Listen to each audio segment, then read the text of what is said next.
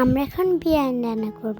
মাংসে স্বাদ মতো লবণ, অল্প মরিচ, বাটার মেল্ট দিয়ে 2 চামচ করে আদা রসুন বাটা দিয়ে, তারপরে টমেটো সস দিয়ে দিব, এলাচি, দারচিনি, তেজপাতা।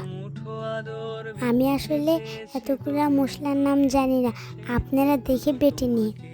এখন আমি বাটা মশলাগুলো দিয়ে দিব, সাথে তেল পেঁয়াজ নিয়ে ভালো মতো মেখে নেব। মাংসটাকে ভালো মতো রান্না করে নেব। গরম মশলার সাথে পেঁয়াজ দিয়ে ভাজতে হবে। এবার দিয়ে দিলাম শাহি জিরা।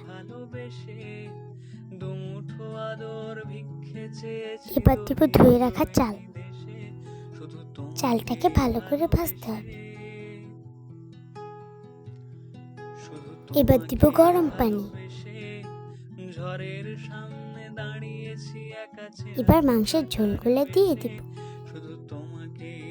চাল ফুটে গেলে মাংসগুলো দিয়ে দিব।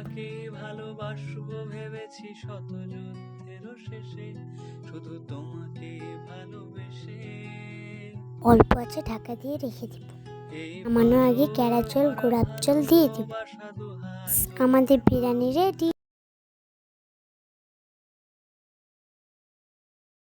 হয়ে গেল। আমাদের দারুণ স্বাদের বিরিয়ানি।